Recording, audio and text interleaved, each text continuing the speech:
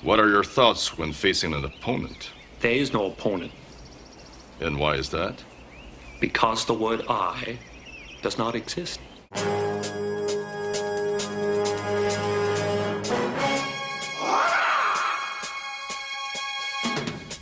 Hey Planeswalkers, this is Eric from Bane Alley Magic bringing you another deck tech video, and today I'm talking about my Nicol Bolas the Ravager deck. So, actually this was the first deck I ever made a deck tech video for over 2 years ago. This is my third version of the deck, and I think it's really cool. So, Nicol Bolas the Ravager is 1 and Grixis colors, blue, black, red, for a 4/4 Elder Dragon with flying. It says when it enters the battlefield, and then for 4 and Grixis, you exile it and then return him to the battlefield as this Planeswalker, Nicol Bolas the Arisen. Nicol Bolas the Arisen has 7 loyalty counters.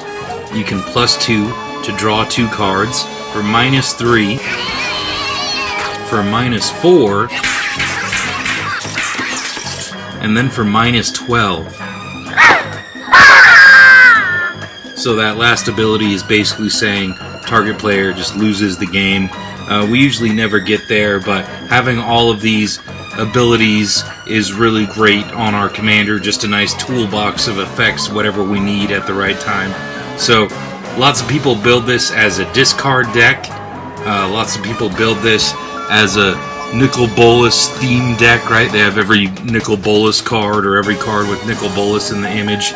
I'm not a fan of that exactly. I just want to make, a good deck. And discard isn't really what I want to go for. So what I am doing, just as before, it's Dragon Tribal. And I call the deck Enter the Dragon because it originally was all Enter the Battlefield themed dragons. Now it's a little bit more of just straightforward dragons and Grixis control, and a little bit of wheeling thrown in there too, a wheel sub-theme thrown in there. So Nicol Bolas is just a fabulous dragon in general, and what I've found about Dragon Tribal in general is it's a lot different than other tribes, where with other tribes you want to get as many of them out as possible right away, right? But with dragons you can't do that. With the dragons, all the good dragons are expensive. Usually starting at around 5 mana. Nicol Bolas is a good exception where it's only 4 mana. But usually when they're only 4 or less mana, the dragons aren't very good. Whereas in other tribes you can get a lot of really good 1-drops, a lot of really good 2-drops. So instead of trying to go really heavy on dragons, like in other tribes I would normally run about 30 of the creature, right? But with dragons it's okay to run a lot less than that. So I'm actually only running 22 dragons in this deck, even though it's dragon themed. Instead of trying to go wide, we're really going tall with the dragons is what we're trying to do. So we don't need as many of them. And yeah, again, instead of just trying to throw every single dragon we can in the deck, instead we're just going with some of the most powerful dragons that we can throw in the deck. So in total with Nicol Bolas we have 22 dragons. And then we also have 3 spells that can make copies of our dragons, and 2 of our dragons make more dragon creature tokens, maybe even 3 of them actually. And then, like I said, we got some wheels in the deck. We have 10 wheels in the deck, and we have 5 different ways that we can benefit from the wheels. In total, including the wheels, we got 16 forms of card draw. We have 12 forms of ramp. We have 23 forms of removal. Again, I'll say that again. We have 23 removal spells in the deck. And why is that? Well, that's just what dragons do best. A lot of the dragons have ways to kill other creatures. We have 4 counter spells. And then besides the dragons, we have 10 other creatures. So in total, we have 32 creatures in the deck. And we are running 36 lands. Alright, so let's get into the deck, starting with the creatures. And let's start the creatures with the dragons. So our cheapest dragon is actually 5 mana. Rapacious Dragon is 4 and a red for a 3/3 flying dragon. When it enters the battlefield, you create 2 treasure tokens. So this has a very nice function. It's ramping us a little bit. It's only temporary ramp, but that's all we need to get out a nice big fatty dragon. Next is Demanding Dragon, 3 and 2 red for a 5/5 with flying, and when it enters the battlefield, it deals 5 damage to target opponent unless that player sacrifices a creature. Yeah, this is sort of like a removal spell there, but I didn't include that in the removal spell list. Next is Storm Breath Dragon, 3 and 2 red for a 4/4 with flying, haste, and protection from white, which is great for dodging removal spells. And for 5 and 2 red, it has Monstrosity 3, so if this creature isn't monstrous, you put 3 +1/+1 counters on it, and it becomes monstrous. And when it becomes monstrous, it deals damage to each opponent equal to the number of cards in that player's hand. So that can actually take a few players out, or it can just get them down to a life total where you can deal them combat damage and finish them off. Or just, dealing them a little extra damage is always good as well. Next is Glorybringer, 3 and 2 red for a 4/4 dragon with flying and haste, and you may exert Glorybringer as it attacks. When you do, it deals 4 damage to target non-dragon creature an opponent controls. So this is removal. If you don't know what exert means, it just means it won't untap during its next untap step if you choose to deal 4 damage to target non-dragon creature an opponent controls. Next is Terror of the Peaks, 3 and 2 red for a 5/4 dragon with flying. Spells your opponents cast that target Terror of the Peaks cost an additional 3 life to cast. Whenever another creature enters the battlefield under your control, Terror of the Peaks deals damage equal to that creature's power to any target. So this is a nice card in Standard as well. One of the best new dragons to come out for sure. Next is Scourge of Valkus, 2 and 3 red for a 4/4 dragon with flying. Whenever Scourge of Valkus or another dragon enters the battlefield under your control, it deals X damage to target creature or player, where X is the number of dragons you control. And you can pay a red to give it +1/+0 until the end of the turn. So Scourge of Valkus and Terror of the Peaks, just more removal, or you can just send it towards your opponent's faces. Next is Skittles, the Blight Dragon. Skitherix is 3 and 2 black for a 4/4 dragon with flying and infect. You can pay a black to give it haste until the end of the turn, and you can pay 2 black to regenerate it. So this is one of the most broken dragons you can have.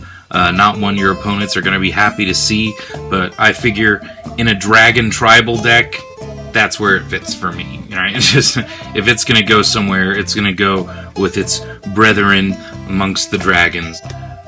Next is Kokusho, the Evening Star, 4 and 2 black for a 5/5 dragon spirit with flying. When it dies, each opponent loses 5 life, and you gain life equal to the life lost this way. So in a 3-player game, you're going to be gaining 15 life. And yeah, just another good dragon in general that sometimes doesn't have a place in a lot of decks. It's just a little bit of life game. Sometimes it has trouble finding a home, but obviously in Dragon Tribal, it fits in perfectly. Next is Lathlis, Dragon Queen, 4 and 2 red for a 6/6 dragon with flying, of course. Whenever another non-token dragon enters the battlefield under your control, create a 5/5 dragon creature token with flying. And for 1 and a red, dragons you control get +1/+0 until the end of the turn. There is actually quite a bit of enter the battlefield effects on dragons. Again, that's why this deck is named Enter the Dragon. So Panharmonicon could fit really well in the deck. I personally just wanted to go with more the control route, and the Enter the Battlefield effects are just really good all by themselves. You don't even really need to double them.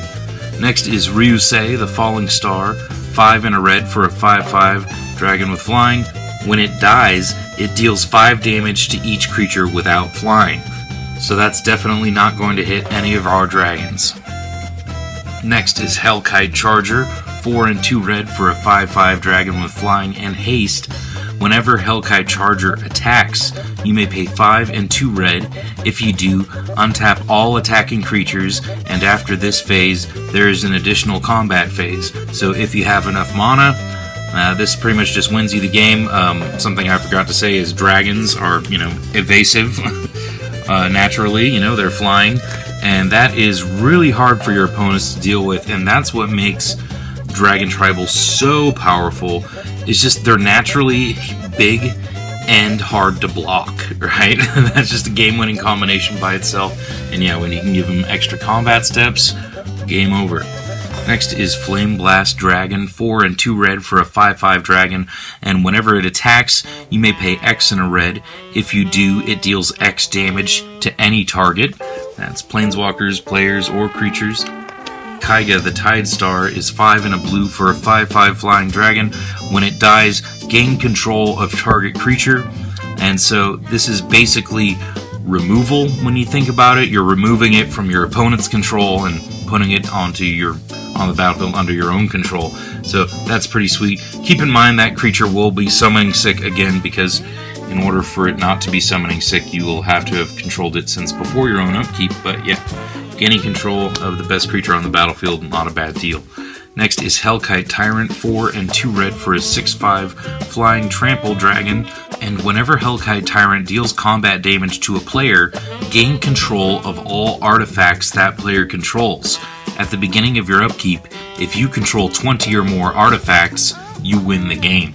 And of course, Commander is a format full of artifacts, so it's really nice to have an alternate win condition, and even if you don't get there, you're at least getting some ramp along the way, probably. Next is Niv Mizzet the Firemind, 2 blue and 2 red for a 4/4 flying dragon. Whenever you draw a card, it deals 1 damage to any target, and you can tap it to draw a card. So this is our first payoff for our wheels. If we wheel, then this gets to deal 7 damage as we choose, divided amongst any targets. Next is Niv Mizzet Perrin, 3 blue and 3 red for a 5/5. It can't be countered. It has flying, of course. Whenever you draw a card, Niv Mizzet Perrin deals 1 damage to any target, and whenever a player casts an instant or sorcery spell, you may draw a card. And whenever a player casts an instant or sorcery spell, you draw a card. So you're getting to draw cards off of your opponent's casting spells. This can't be countered, and yeah, deals damage whenever you wheel. Excellent. Next is Croesus the Purger, 3 and Grixis for a 6/6 flying dragon. Whenever Croesus the Purger deals combat damage to a player, you may pay 2 and a black. If you do, choose a color. Then that player reveals his or her hand and discards all cards of that color. So, yeah, why not? Again, this isn't a discard-themed deck, but it never hurts, right? Next is Dragon Mage, 5 and 2 red for a 5/5 flying dragon. Whenever Dragon Mage deals combat damage to a player, each player discards his or her hand and then draws 7 cards. Knoll Spine Dragon, 5 and 2 red for a 7/5 dragon, with flying of course. When Knoll Spine Dragon enters the battlefield, you may discard your hand and draw cards equal to the damage dealt to target opponent this turn. So if you dealt your opponent 10 damage, you're going to draw 10 cards. So kind of a super wheel depending on the situation. Next is Balefire Dragon, 5 and 2 red for a 6/6 flying dragon. Whenever Balefire Dragon deals combat damage to a player, it deals that much damage to each creature that player controls. So this is actually one of the best board wipes on a creature in the game. Hence this card is getting pretty pricey. So if you are even thinking about building a dragon deck, you need to buy this card now because people are eating them up. They realize the potential here. This is just a very, very good dragon. Goes in a lot of decks beyond Dragon Tribal. Next is Utvara Hellkite, 6 and 2 red for a 6/6 dragon with flying. Whenever a dragon you control attacks, put a 6/6 red dragon creature token with flying onto the battlefield. So keep in mind this will trigger even with the tokens that it makes, so it just gets progressively nastier and nastier. Definitely the most powerful dragon in the deck, hence it is 8 mana, but I love it. So that's the last of the dragons, but we do have a few spells that will make copies of our best dragons. So we have Glasspool Mimic, 2 and a blue for a 0/0 Shapeshifter Rogue. You may have it enter the battlefield as a copy of a creature you control, except it's a Shapeshifter Rogue in addition to its other types, so it'll still count as a dragon. But if we don't want that, we can always play this as a land that enters the battlefield tapped. That is what's so awesome about these new cards. I hope they print a lot of these new cards. I guess, if you don't know what this is, you've probably been living in a cave. But, yeah, there you go. So you can play one side or the other. You either cast it or you can play it as a land. Alright, next we have Sakashima the Imposter, 2 and 2 blue for a 3/1 human rogue. When Sakashima the Imposter comes into play, you may choose a creature in play. If you do, Sakashima comes into play as a copy of that creature, except its name is still Sakashima the Imposter. It's still legendary, and it gains 2 and 2 blue, return Sakashima the Imposter to its owner's hand at the end of turn. So what's important about the fact that it has the same name is it can copy legendary creatures and get around the legendary rule, because the legendary rule only applies to legendary creatures with the same name. Alright, next we have our other creatures. We have Sangromancer, 2 and 2 black for a 3/3 Vampire Shaman. Whenever a creature an opponent controls dies, you may gain 3 life. Whenever an opponent discards a card, you may gain 3 life. So this can gain you a ton of life in lots of decks. Again, we have lots of wheels in the deck, and each of those instances is our opponent's discarding cards.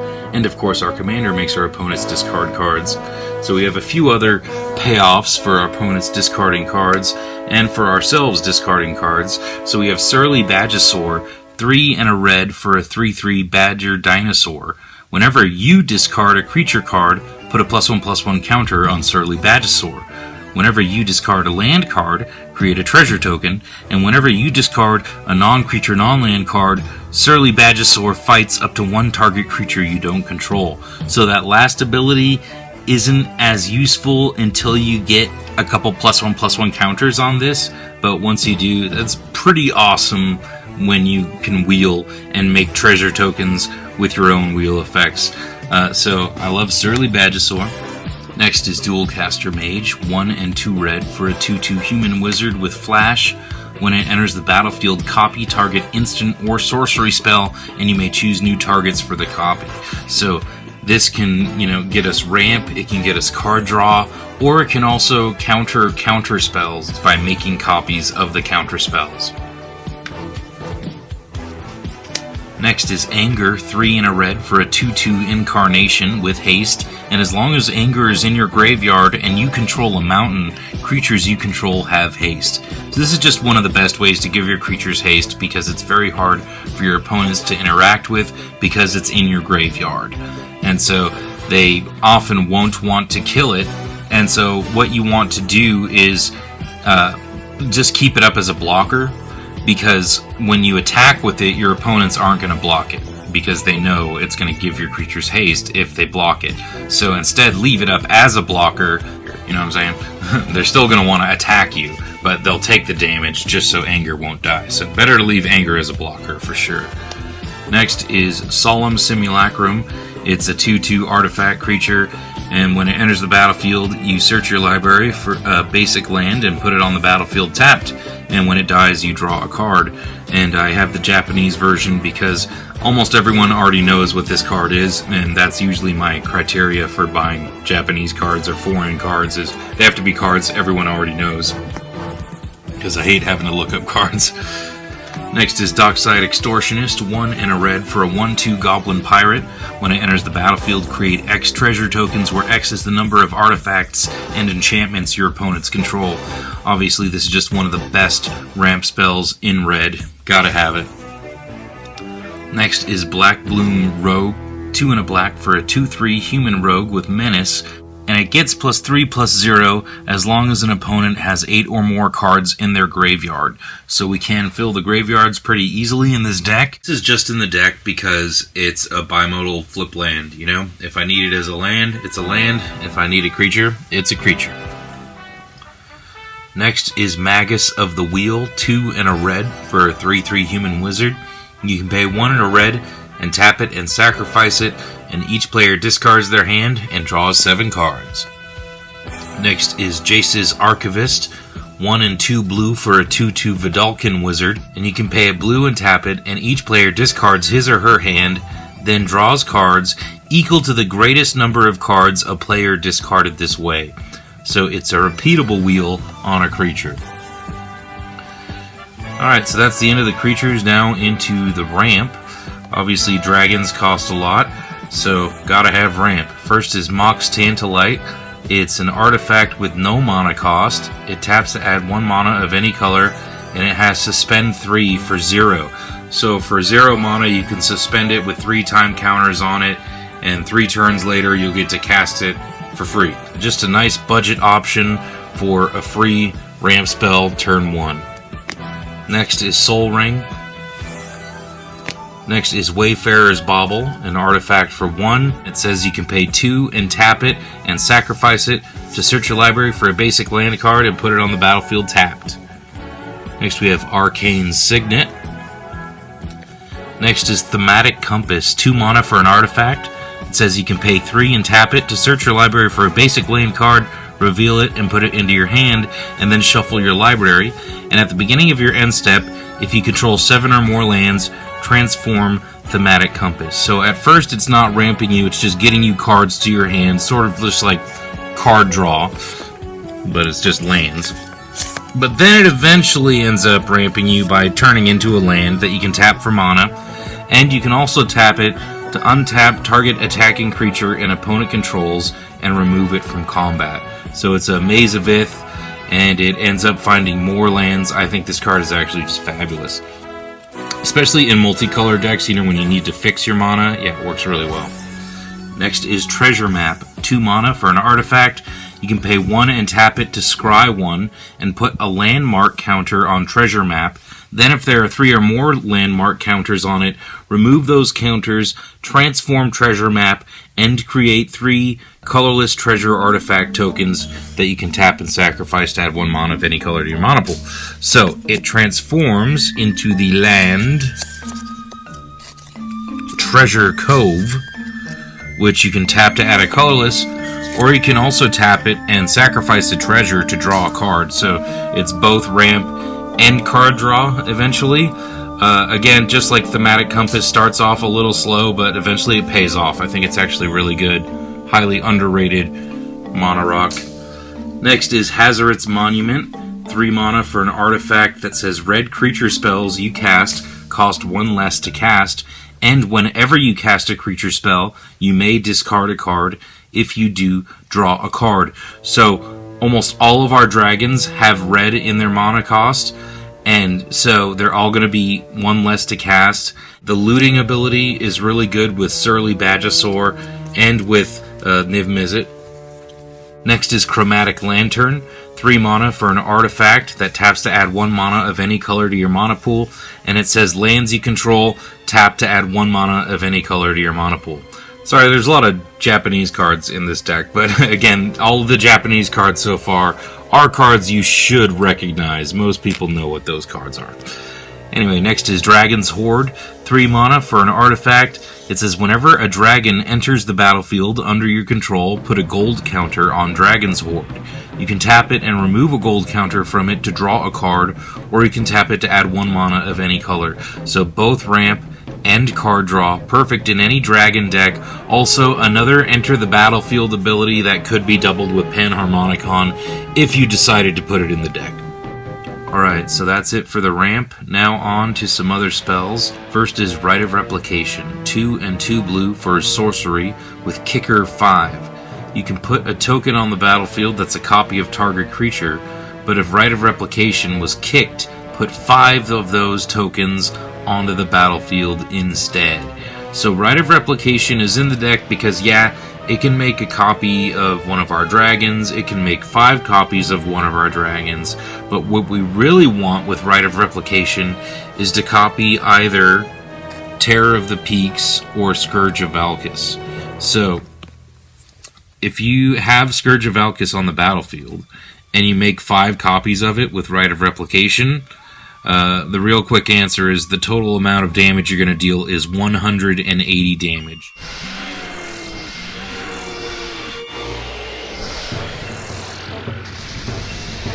How it works is 5 copies are entering the battlefield at the same time, so all 5 of them see each other enter the battlefield at the same time. So all 5 of those new copies plus the original are all going to trigger 5 times, and each of those triggers is 6 damage, and so that's why you get 180 damage. With Terror of the Peaks, it only triggers... It doesn't trigger itself, so each of the copies entering the battlefield will only trigger 4 times, but the original will trigger 5 times, and that's going to end up being 125 damage. So either of those situations is enough to just win the game right there. Pretty excellent. And there are some other things we can also copy with Rite of Replication, like Kakusho, get his legendary rule, so we have to sacrifice all the copies, and then we drain each of our opponents for 25 life each, Not bad either. Also, just we can use this on our opponent's creatures, right? And lots of creatures can just win us the game if we have 5 copies of it. Do not underestimate this card. I run it in pretty much every single blue deck. Next is Waste Not, 1 and a black for an enchantment. Whenever an opponent discards a creature card, put a 2/2 black zombie creature token onto the battlefield. Whenever an opponent discards a land, add 2 black mana to your mana pool. Whenever an opponent discards a non-creature, non-land card, draw a card. So this is essential in any wheel deck, in any deck that makes your opponents discard cards, and you'll just be surprised all the time your opponents are just naturally discarding cards and you didn't have to do anything. So Waste Not just gets you a ton of value. One of the best cards in Commander, honestly. Next is Chaos Wand, 3 mana for an artifact. You can pay 4 and tap it, and target opponent exiles cards from the top of their library until they exile an instant or sorcery card. You may cast that card without paying its mana cost. Then put the exiled cards that weren't cast this way on the bottom of that library in a random order. So this is great for getting extra ramp. It's great for getting counter spells and drawing of cards and for removal. But it is chaos, you never know what it's going to be. Next is Nicol, Bolas, God Pharaoh, 4, and Grixis for a Planeswalker that enters with 7 loyalty counters. For +2, target opponent exiles cards from the top of his or her library until he or she exiles a non-land card. Until the end of the turn, you may cast that card without paying its mana cost. For +1, each opponent exiles 2 cards from his or her hand. Nasty. -4, Nicol, Bolas, God Pharaoh deals 7 damage to target opponent or creature an opponent controls. Removal when you need it. -12, exile each non-land permanent your opponents control. So a souped up, ruinous ultimatum, just exiling everything that your opponents control. That's pretty amazing. So this doesn't have any dragon synergies, but it does make our opponents exile cards from their hands, and that +1 ability is just so powerful. I feel like this is just an auto-include in any Grixis deck, whether you're Nicol Bolas themed or not. I mean, that +1. Just so stupid. Each opponent exiles 2 cards from their hand, and this suddenly is up to 8 loyalty. I mean, normally Planeswalkers die pretty quickly, but when they have 8 loyalty, yeah, it's a little harder to get them off the battlefield, for sure. Alright, next is Narset, Parter of Veils, 1 and 2 blue for a Planeswalker that enters with 5 loyalty. Her static ability says each opponent can't draw more than 1 card each turn. And for -2, look at the top 4 cards of your library. You may reveal a non-creature, non-land card from among them and put it into your hand. Put the rest on the bottom of your library in a random order. So that -2 is nice for getting extra card advantage, but obviously this is in here because we have lots of wheels in the deck, and if Narset is out and we wheel, that means our opponents are going to discard their whole hand and then just draw 1 card.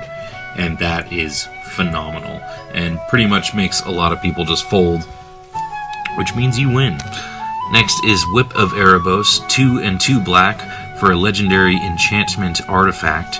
Creatures you control have lifelink, and for 2 and 2 black you can tap it and return target creature card from your graveyard to the battlefield. It gains haste, exile it at the beginning of the next end step.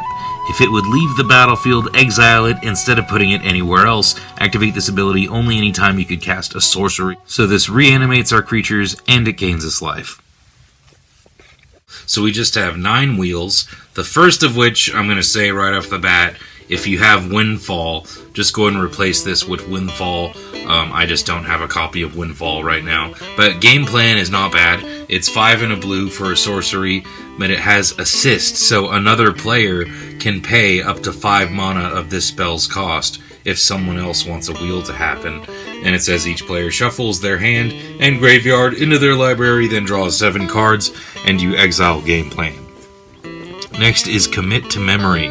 So this has 2 sides of it. The first is Commit. It's an instant for 3 and a blue. Put target spell or non-land permanent into its owner's library, second from the top. So this effectively can even counter spells that are uncounterable. Gets rid of any non-land permanent. Pretty excellent. And then Memory is 4 and 2 blue, so you can only cast this half of the card from your graveyard. Each player shuffles his or her hand and graveyard into his or her library and then draws 7 cards. And then because of the Aftermath effect, you then have to exile Memory after you cast it. But it's a wheel, it's also a counter spell, and if you're able to do both on the same turn, you're effectively just shuffling away the non-land permanent that you just put into your opponent's library. So it's pretty great for both of those reasons. I really love this card. Next is Dark Deal, 2 and a black. Each player discards all the cards in his or her hand and then draws that many cards, -1. Midnight Clock is ramp and a wheel. It's 2 and a blue for an artifact that taps to add blue, or you can pay 2 and a blue and put an hour counter on Midnight Clock. At the beginning of your upkeep, put an hour counter on Midnight Clock. That's the part of the card that most people forget, that you also get one on the beginning of your upkeep. Don't forget that. Anyway, when the 12th hour counter is put on Midnight Clock, shuffle your hand and graveyard into your library, then draw 7 cards and exile Midnight Clock. So it's ramp and it's eventually a wheel. Next is Chandra Flamecaller. 4 and 2 red for a planeswalker that enters with 4 loyalty, +1, create 2 3/1 elemental creature tokens with haste, exile them at the beginning of the next end step. For 0, discard all the cards in your hand, then draw that many cards +1. -X, Chandra Flamecaller deals X damage to each creature. So it's a board wipe, and it's a wheel just for you though, and it's also a way to make little creature tokens that can close out the game. Alright, so next is just some straight card draw. Seagate Restoration is 4 and 3 blue for a sorcery. Draw cards equal to the number of cards in your hand +1.